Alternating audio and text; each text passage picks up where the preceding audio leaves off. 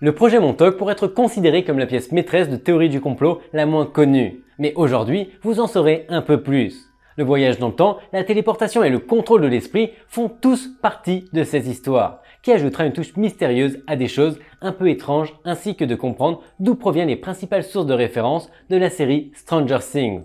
De quoi s'agit-il? Qu'est-ce qui a été accompli? Ce projet est-il lié au projet Philadelphie?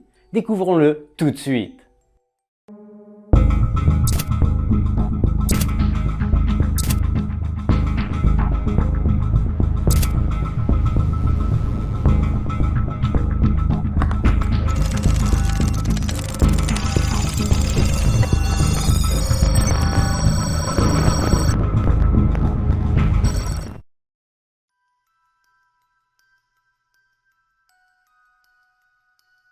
En 1992, Preston B. Nichols et Peter Moon ont écrit un livre de science-fiction qui a bouleversé le monde, le projet Montauk Experiments in Time. Selon Nichols, il a écrit ce livre après avoir retrouvé des souvenirs refoulés de sa participation en tant que chercheur sur ce projet. Il s'agit d'une histoire incroyablement détaillée, avec des descriptions du fonctionnement interne de l'installation, des procédures effectuées, des technologies hors du commun utilisées et des étranges incidents paranormaux dont il a été témoin.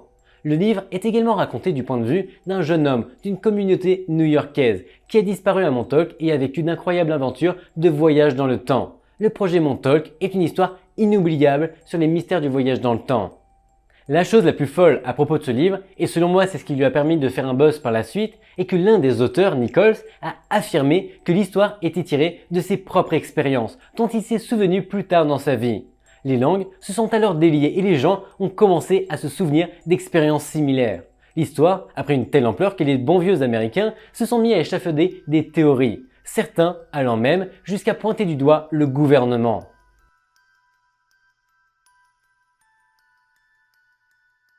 Oui, en plus de Nichols, il y a plusieurs autres personnes qui, avec le temps, ont dit se souvenir d'avoir été dans cet endroit sombre. Sans plus attendre, écoutons les récits des âmes courageuses qui se sont aventurées dans les sombres profondeurs de cet endroit inconnu.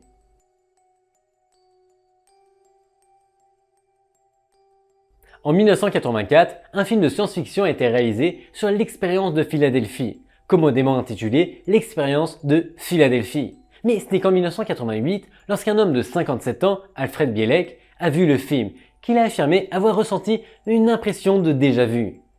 Bielek, comme Nichols, a déclaré qu'il avait pu retrouver de nombreux souvenirs refoulés de son implication importante non seulement dans l'expérience de Philadelphie, mais aussi dans ce qu'on appelle le projet Montauk, affirmant que les deux étaient liés. Bielek a alors déclaré que sa mémoire avait été effacée à l'aide des techniques MK-Ultra de la CIA, afin de garder le projet secret. Il a également déclaré que son vrai nom était Edward Cameron et que lui et son frère, Duncan Cameron, faisaient partie de l'équipage de l'USS Eldridge en 1943, alors qu'ils étaient âgés d'une vingtaine d'années. En 1990, Bielek lui-même a raconté son histoire aux participants de la conférence du Mutual UFO Network, affirmant que non seulement l'expérience de Philadelphie était réelle, mais que lui et son frère étaient à bord du navire lorsque cela s'est produit. Il a affirmé que Nikola Tesla lui-même a créé le mécanisme qui a conduit à la disparition de l'USS Eldridge et a même provoqué l'ouverture d'un trou de verre, également connu sous le nom de pont Einstein-Rosen, qui a laissé des deux frères au milieu du camp Aero de Montauk le 12 août 1983. Le point essentiel de cette connexion réside dans le fait que lui et son frère ont rejoint le projet Montauk, issu des recherches électromagnétiques de l'expérience de Philadelphie. Bielek et Nichols sont devenus amis dans les années 70, ce qui a conduit à l'invention de ce qu'ils ont appelé la chaise Montauk, un appareil censé lire dans les pensées et être la clé de leur projet et de leurs recherches.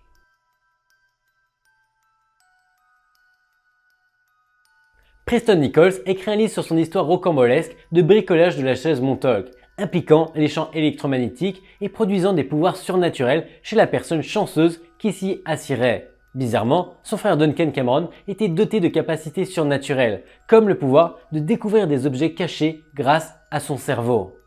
Dans le cadre du projet Montauk, la chaise Montauk a apparemment été utilisée pour créer des portails interdimensionnels et accéder au monde étrange de la visualisation à distance, qui consiste à voir des événements, des personnes, des objets et des lieux éloignés grâce à des pouvoirs psychiques.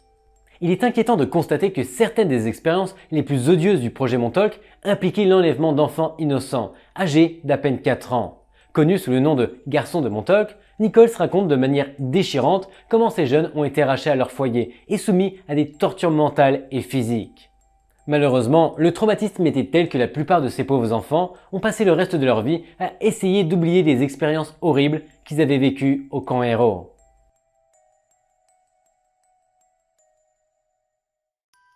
Voici Stewart Swerdlow, un habitant du Michigan âgé de 58 ans, qui faisait partie des Montauk Boys, selon le journal The Sun en 2017. Il affirme que lui et plusieurs autres garçons ont été victimes d'abus assez terribles. Apparemment, les expérimentateurs recherchaient des enfants vulnérables, comme des orphelins ou des fugueurs qui ne manqueraient à personne. L'objectif était de briser leur esprit. Ils ont donc été soumis à des changements de température extrêmes, à la famine et à la suralimentation, à des coups de bâton en bois et à des quasi-noyades. Stewart Swerdlow pense que leur plan diabolique a fonctionné comme un charme, obligeant les gens à faire tout ce que leur sauveur exigeait, sans parler de l'état altéré induit par le LSD. Mais le plus fou dans tout cela, Swerdlow a même vu le personnel du projet abuser d'enfants pour leur faire perdre la raison, et même envoyer les Montauk Boys sur Mars et au temps biblique à travers des portails. Au vu de son témoignage, nous pouvons être sûrs d'une seule chose. Il a abusé du LSD au cours de sa vie, mais ça, ce n'est que mon opinion personnelle.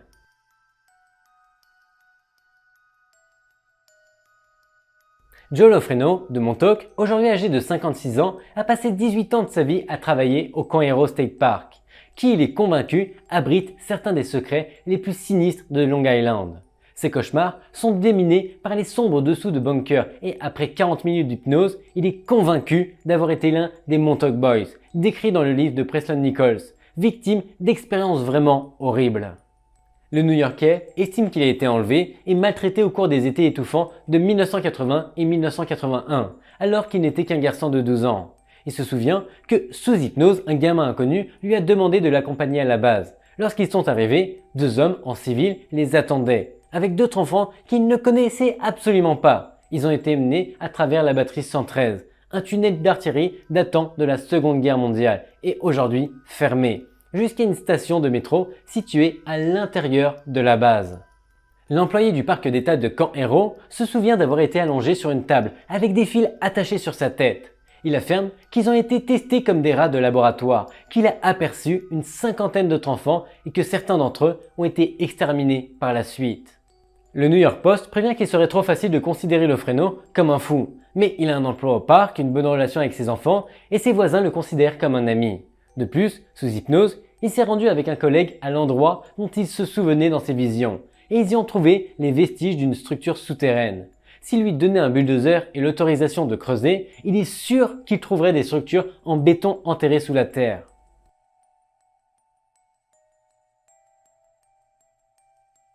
Au début des années 1980, les choses devenaient un peu trop folles pour les expériences du projet, et comme l'a souligné Nichols, ils ont décidé d'arrêter là. La chaise Montauk était vraiment bizarre. Ce que vous imaginiez apparaissait d'abord sur un écran émetteur avant de se matérialiser dans le monde réel, sous forme solide ou transparente. Mais il s'est passé quelque chose d'encore plus bizarre et Nichols, ainsi que Duncan Cameron et d'autres, se sont révoltés contre le projet. Ce quelque chose sortait tellement de l'ordinaire qu'ils ont dû détruire tout le matériel pour éviter que cette créature ne s'échappe de sa propre dimension, ou quelque chose comme ça. Selon Nichols, les sous-sols de Camp Héros ont été cimentés et tout le personnel impliqué ont vu leur mémoire effacée par les techniques MK Ultra, comme dans un film de science-fiction déjanté. Malgré tout ce qui s'est passé, le centre de recherche démantelé est toujours là et continue d'attirer les curieux et les passants en tant qu'attraction touristique sur le thème de l'horreur et les conspirations gouvernementales. Aussi convaincantes que soient les histoires racontées dans ce livre, c'est au lecteur qu'il revient de décider s'il veut y croire ou non. À ce jour, il n'existe aucune preuve concrète de la véracité de ces histoires. Le projet Montauk et ses histoires abracadabrantes sont purement fictifs, mais qui sait, peut-être qu'à l'avenir, des preuves émergeront soudainement des profondeurs des archives gouvernementales dans les années ou les décennies à venir. Seul l'avenir nous le dira.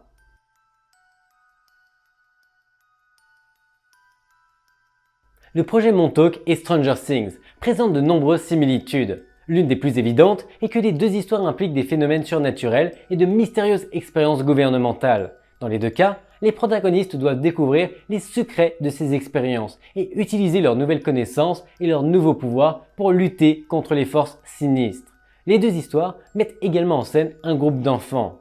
Une autre similitude entre le projet Montauk et Stranger Things est que les deux histoires se déroulent dans une petite ville. Dans The Montauk Project, la ville est Montauk, New York, et dans Stranger Things, il s'agit de Hawkwind, Indiana. Les deux histoires mettent également en scène un grand laboratoire ou une installation où se déroulent les expériences. Enfin, les deux histoires ont une atmosphère similaire, un sentiment de nostalgie rappelant les années 1980, avec un fort sentiment d'anxiété et d'effroi. Enfin, les témoignages font référence à une créature ou à quelque chose qui serait devenu de plus en plus puissante et qui aurait nécessité l'abandon du projet et la fermeture des hangars afin d'empêcher cette chose de sortir ou d'entrer dans notre dimension. Dans l'ensemble, The Montauk Project et Stranger Things présentent de nombreuses similitudes, tant au niveau de l'intrigue que de l'atmosphère. Ces similitudes en font deux histoires intrigantes et fascinantes, ce qui nous permet de savoir que la série Stranger Things s'est inspirée d'une histoire réelle, celle du projet Montauk. Merci d'avoir regardé cette vidéo, à tous les jours sur les Reels et vendredi prochain pour une autre vidéo longue. À très vite!